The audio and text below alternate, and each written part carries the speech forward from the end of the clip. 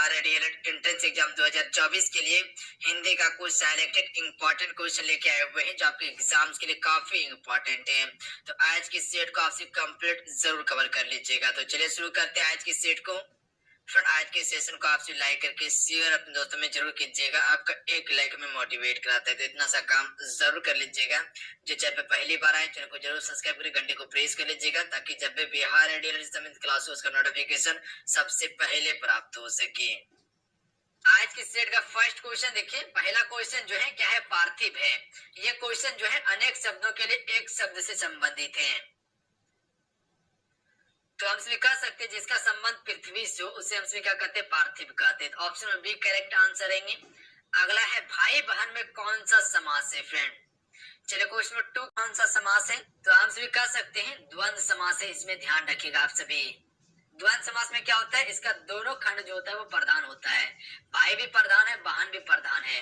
तो याद रखिएगा आपसे बी राइट आंसर रहेंगे। या दोनों के बीच में योजक चिन्ह का प्रयोग आ जाए तो वहां पर भी द्वंद्व समास होता है। जैसे कि हो गया आपका लोटा डोरी, भात दाल, सीताराम, ये सभी क्या है, द्वंद्व समास है।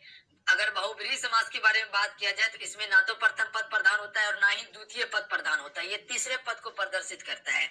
अगर आप सभी से पूछ लिया जाए कि लंबोदर में कौन सा समास है, तो उसमें बहुब्रीहि समास होता है।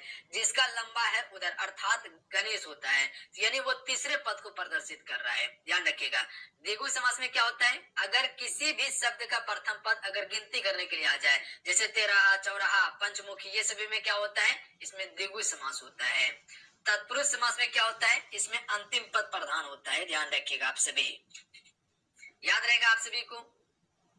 और प्रथम पद प्रधान किस में रहता है, अब यही भव समास में रहता है। अगला क्वेश्चन देख लीजिए, यहीं से याद रखिएगा समास के कुल कितने भेद हैं। समास के कुल कितने भेद हैं, तो याद रखिएगा 6 भेद है समास के। अगला क्वेश्चन देख लीजिए, बाल चित्रण में कौन सा कवि श्रेष्ठ है, तो सूरदास होगा। Option number C right answer रहेंगे। जो भी ऑप्शन में सी को टिक करे बिल्कुल करेक्ट आंसर है सूरदास। अगला क्वेश्चन है, नवल सुंदर श्याम शरीर में कौन सा अलंकार है। चलिए फ्रेंड बताएंगे आप सभी। अलंकार से क्वेश्चन पूछा गया, पिछले बार अलंकार से खूब क्वेश्चन पूछा गया था। तो बताएंगे आप सभी, नवल सुंदर श्याम शरीर में कौन सा अलंकार है, तो हम सभी कह सकते हैं उल्लेख अलंकार है। इसमें ए राइट आंसर रहेंगे। ध्यान रखिएगा आप सभी, उल्लेख। अगला क्वेश्चन देखिए, भारतीय की बुरी दशा देखकर गांधी जी का मन द्रवित हो गया। रेखांकित वाक्यांश के लिए शब्द का चयन कीजिए। राइट आंसर ऑप्शन में से हो जाएंगे दुर्दशा होगा। ध्यान रखिएगा आप सभी। भारतीय की दुर्दशा देखकर गांधी जी का मन द्रवित हो गया, तो यहाँ पे क्या आ जाएगा, दुर्दशा आएगा। अगला क्वेश्चन है, निम्नलिखित में से कौन सा अयुग्मा है। विसर्ग जो है फ्रेंड ये अयुग्मा है। ध्यान रखिएगा आप सभी। ऑप्शन में ए राइट आंसर रहेंगे। अगला क्वेश्चन है, शुद्ध वर्तनी का चयन कीजिए। चलिए बताएंगे, इसमें जो श्रृंगार लिखा गया इसका सही वर्तनी क्या होगा, श्रृंगार का सही वर्तनी क्या होगा, तो ए राइट आंसर रहेंगे। ध्यान रखिएगा आप सभी। अगला क्वेश्चन कर लेते हैं फिर क्वेश्चन नंबर 8 नंबर, जहां उपमेय का निषेध करने उपमान का आरोप किया जाता है वहां कौन सा अलंकार होता है।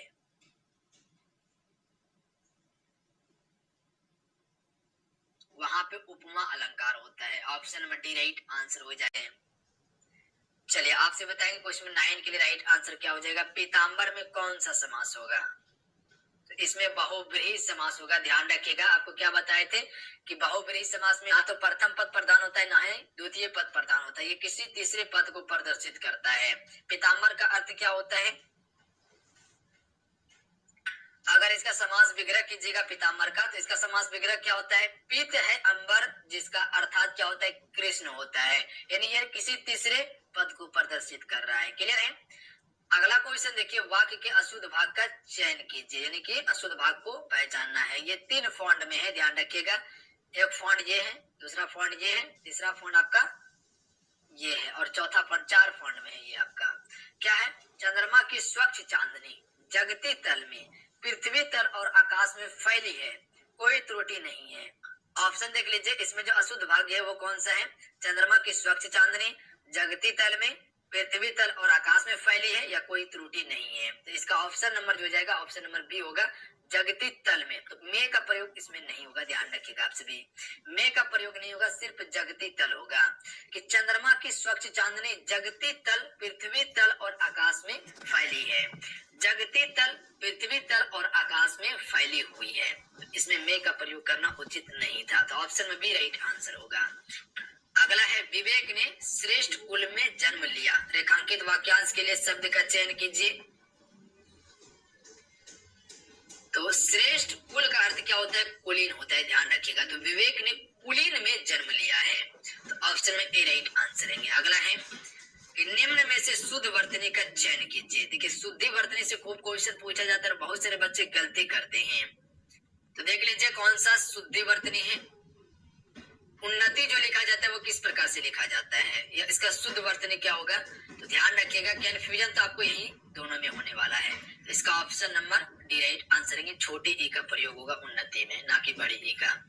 अगला है, हिंदी साहित्य के आरंभिक काल को आचार्य रामचंद्र शुक्ल ने क्या कहा? तो इसे वीर गाथा काल कहा था, याद रखिएगा। अगला क्वेश्चन देखिए, गगनचुंबी में कौन सा समास है फ्रेंड? चलिए बताएंगे आप सभी। गगनचुंबी, इसमें क्या है? अंतिम खंड प्रधान है, ध्यान रखिएगा आप सभी। गगनचुंबी, तो हमसे कह सकते हैं इसमें तत्पुरुष समास है। ऑप्शन में सी राइट आंसर रहेंगे।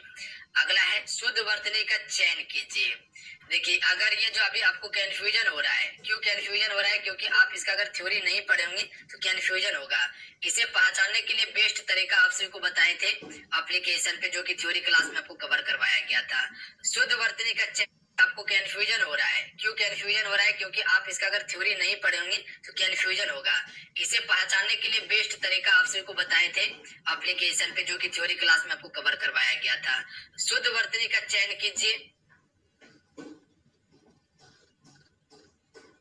अगर इसका डिटेल पता रहेगा तो ऑब्जेक्टिव खुद ही बना लीजिएगा आप सभी। कवियत्री का सही वर्तनी जो होगा वो क्या होगा? तो option number C right answer है, ध्यान रखिएगा, कवियत्री का। क्लियर है? ऑप्शन में सी करेक्ट आंसर है। अगला क्वेश्चन कर लेते हैं, क्वेश्चन 16, वाक्य के अशुद्ध भाग का चयन कीजिए। राम राज्य में शेर और बकरी एक घाट पर पानी पीती थी, इसमें जो है कौन सा भाग जो है वो अशुद्ध है? राम राज्य में शेर और बकरी एक घाट या पर पानी पीती थी, या कोई त्रुटि नहीं है। तो इसका option number C right answer है। पर पानी पीती थी ये गलत होगा, पर पानी पीते, ठीक है, पीते थे, पीते थे का प्रयोग करेंगे, क्योंकि यहाँ पर क्या है? स्त्रीलिंग और पुल्लिंग दोनों है। शेर और बकरी की बात किया जा रहा है, तो शेर क्या है? पुल्लिंग है, और बकरी क्या है? स्त्रीलिंग है। जब स्त्रीलिंग और पुल्लिंग दोनों एक साथ आए तो उस समय क्या करेंगे? हम सभी थे का प्रयोग करेंगे, ना कि थी का प्रयोग करेंगे। अगर सिर्फ शेर रहता तो वहां था का प्रयोग होता, अगर सिर्फ बकरी रहता तो वहां पर थी का प्रयोग करते। तो हम सभी कह सकते हैं कि राम राज्य में शेर और बकरी एक घाट पर पानी पीते थे, ध्यान रखिएगा, पीते थे। अगला क्वेश्चन देख लीजिए, चरण कमल बंदो हरि राई में कौन सा अलंकार है?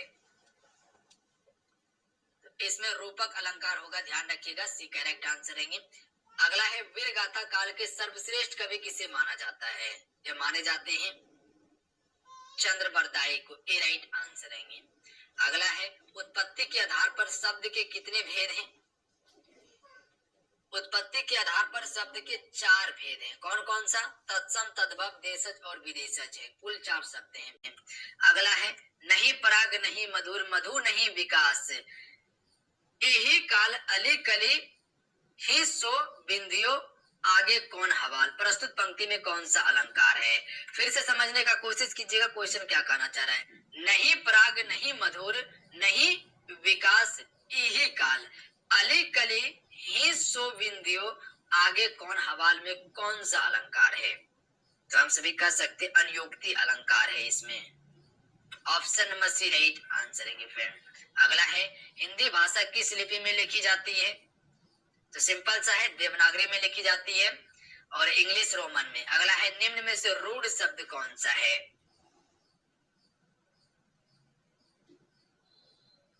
अगर देखा जाए तो बनावट की दृष्टि से अगर बात किया जाए, ध्यान रखिएगा, बनावट की दृष्टि से शब्द के तीन भेद हैं। कौन कौन सा? रूढ़, यौगिक और योग रूढ़ है। पर उत्पत्ति की दृष्टि से शब्द के चार भेद है, तत्सम, तद्भव, देशज और विदेशज है। वो उत्पत्ति, और ये क्या है? बनावट से है। तो क्या बताए बनावट से? रूढ़, यौगिक और योग रूढ़। तो यहाँ पर पूछा गया है रूढ़ शब्द के बारे में। तो इसमें रूढ़ शब्द जो है कौन सा है? तो पशु रूढ़ शब्द हो जाएगा। रूढ़ शब्द किसे कहते हैं? जिस शब्द के खंड का कोई अलग मतलब ना निकले, ना अलग भाव निकले। अगर पशु को हम सभी तोड़ते हैं, ठीक है, पशु को अगर हम सभी तोड़ते हैं तो इसका क्या अर्थ निकलेगा? कोई अर्थ नहीं निकलेगा। अगर इसको अगर तोड़ देते तो सम का अलग अर्थ है और तल का अलग अर्थ है।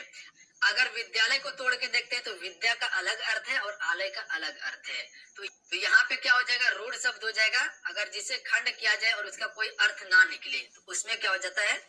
रूढ़ शब्द हो जाता है। जैसे अगर रज दे दिया तो अगर इसको तोड़ के देखिएगा तो इसका कोई अर्थ नहीं है, रो का अर्थ नहीं है और ज का अर्थ नहीं है। तो इसमें क्या हो जाएगा? आपका रूढ़ शब्द होगा। क्लियर है? अगला क्वेश्चन देखिए, पृथ्वीराज रासोर के रचनाकार है।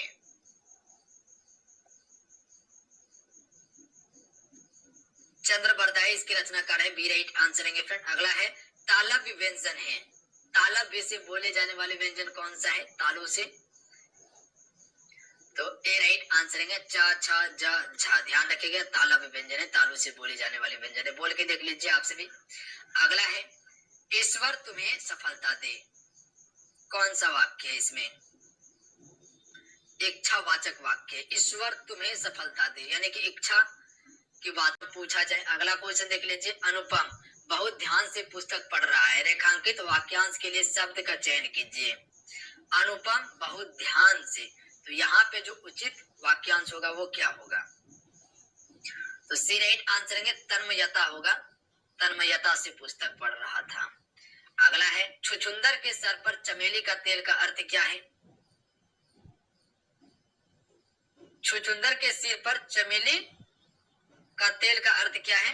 अयोग्य व्यक्ति को अच्छा पद मिलना। ऑप्शन में सी राइट आंसर रहेंगे।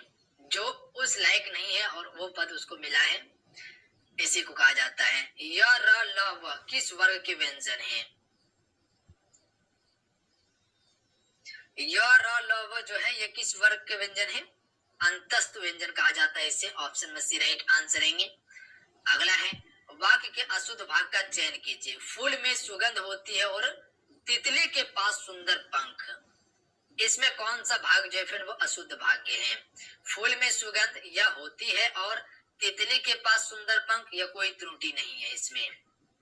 कोशिश कीजिए आंसर करने का।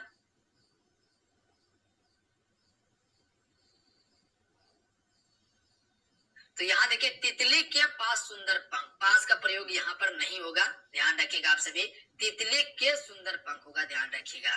फूल में सुगंध होती है और तितली के सुंदर पंख होते हैं, तो ये गलत हो जाएगा आपका। तो ऑप्शन में सी राइट आंसर है, ये अशुद्ध भाग है। बाकी बात ये तीनों क्या है? शुद्ध है। अगला क्वेश्चन देखिए, क्वेश्चन नंबर 30 है, शब्द रचना के आधार पर बताएं कि कौन सा शब्द योग रूढ़ है। अभी रूढ़ शब्द के बारे में बताए थे कि जिसको अगर खंडित किया जाए तो उसका कोई अर्थ ना निकले, पर यहाँ आपसे क्या पूछा गया? योग रूढ़ के बारे में। इसके बारे में आपसे समझ लीजिए। इसमें क्या होता है? जो शब्द अपने समान अर्थ को छोड़कर विशेष अर्थ पैदा करता हो, जो शब्द अपने समान अर्थ को छोड़कर विशेष अर्थ को पैदा करता हो, उसे हम सभी योग रूढ़ शब्द कहते हैं।